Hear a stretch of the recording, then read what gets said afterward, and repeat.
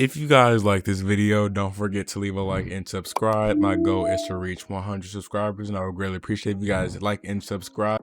And don't forget to check out all my social medias. I will leave the link to all that in the description. But with that being said, let's get right to the video. So as of the recording of this video, last night, the Milwaukee Bucks have won the NBA championship. And as a Bucks fan, I'm feeling pretty good. So I'm gonna go and tell you guys everything that happened in this game and tell you guys how we actually got to this point throughout the whole season. So, like I said, the Milwaukee Bucks beat the Phoenix Suns 105-98, and I'm very happy. I was kind of nervous throughout this whole game, actually, because if you guys remember, or if you guys were actually watching this game, we had a big lead at the end of the first quarter. I believe it was 13 points. This did happen last night, and I'm not looking at a box score or anything right now, but I will tell you guys what I do remember. But I do believe we were up by 13, and it seemed like, okay, we're putting them away. But then they fought back, and then I believe by the second, we were down by 5, I believe. It's not that big of a deal. I believe it was like 47-40 or something, 42, somewhere around there. It was not a big scoring game, but it really started off very slow, and eventually it picked up. But then the fourth quarter comes, and first off, let me just talk about Giannis real quick. I didn't see anybody giving him any type of respect, NBA player wise, on social media throughout this whole series. It was flooded on the timeline with just a lot of people, from either celebrities, either NBA players, media members. It was just crazy because a few days ago, actually, they were having conversation who should be the finals MVP between Chris Middleton and Giannis Antetokounmpo, and that was obviously answered now. But this guy scored 50 points, 5 blocks. I believe he had 13 rebounds. It was just one of the most dominant performances. And the most surprising stat out of all of that was that he made 17 out of 19 free throws. And I was just sitting here like, okay, he's acting a little different today. All right. But it was that might have to do something with Chris Paul, where he said, oh, we're expecting him to miss. Well, he made his free throw. Even he said it in the press conference. He said people said he couldn't make his free throws. Well, he made his free throws, and he said he was just joking, but he really wasn't. But still, it's just a great feeling. It is an amazing feeling. And one of the biggest moves, of course, throughout this playoff run, or that made this playoff run possible, was PJ Tucker. And we didn't have to give up too much. And it really doesn't matter how much we did give up, because if we didn't have PJ Tucker and Dante DiVincenzo was out for the rest of the playoffs, of course, our forward rotation would have been horrible, because Pat Connaughton would have moved to the starting lineup, basically. And do you trust Pat Connaughton to guard the likes of Devin Booker, Chris Paul? I wouldn't, but still, no matter what we gave up throughout the season, and I'm going to get to a more bigger part where people had a lot of questions about, but no matter what we gave up this season, it was all worth it. If you get an NBA championship, you could trade Giannis. Okay, let me not go that far, but if you could trade anybody except for your best player, and it's worth it, of course. As long as you get a championship, no matter what, it's worth it. But just to talk about the Jrue Holiday trade real quick. Yes, Jrue did struggle on the offensive side of the ball, and he could have been better. I believe he started off last night 0 for 7, and then he kind of picked it up, but he still struggled heavily throughout the rest of the game. Defensively, he's just been a monster, and a lot of NBA players have said in the past that Jrue Holiday is one of the best defenders in the league, and he has shown that throughout this playoff. He made Chris Paul life very hard, even on a few possessions. Even though Devin Booker went for 40 twice, on a few possessions he made his life hard, and it was just very entertaining to watch that. Now, talk about Chris Middleton for a second. You guys remember those past few games where he turned into Michael Jordan? There was also a few games where he wasn't Michael Jordan.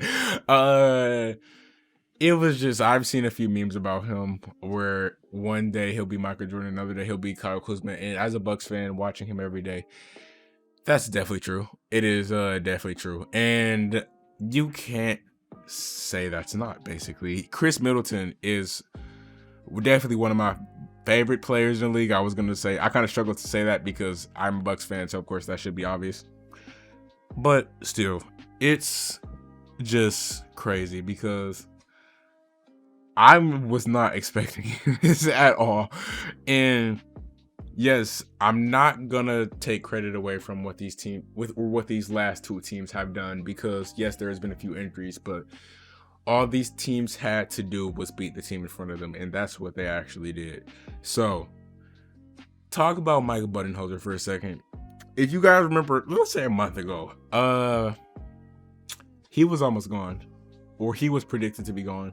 And let's say in that Brooklyn series, let's say KD wore a size 10 on that day for some reason. I know his feet is bigger, but you know what I mean. Most likely, Mike Budenholzer would not be a coach. We wouldn't be NBA champions. And I don't know what, maybe the Nets would have been champions. I don't know. But still, in this final series, he's actually done good. That's surprising to say, huh? Mike, I have a love-hate relationship with him because I like him as a coach. I know what he is possible of doing, but there's been, especially in the second round series, it was kind of more obvious that he had a problem with adjustments. That's been kind of with him his whole career, but he picked it up. He definitely picked it up. And if he can just do that, well, that's the story of the game pretty much, because if we have a competent head coach, we should be good, right? That you guys can just kind of assume that, but I don't know, dude. This was just very surprising, and I'm happy with the results. Now, I'm gonna talk about Phoenix for a second. I might make a separate video about Phoenix, or I'm pretty sure I will, but congrats to Phoenix. Yeah, congrats to Phoenix. Do I have anything else to say? Congrats on making the finals. Monty Williams, he went to the Bucks locker room and just congratulate them, but you could tell he was very upset, and I feel bad for a few players because it would have been nice to see CP3 get that ring, but after all of the talking he's been doing all series, I really don't care. Especially, the fact that I would rather have the Bucks have a championship instead of him. That's just obvious, but still, this Bucks team has gone a long way, and I mean a long way. You guys remember that season we had the worst record in the league? Do you guys remember that? Because Giannis and Chris Middleton are the only two players from that Bucks team that actually are still here. And they were probably the worst players on the team, actually.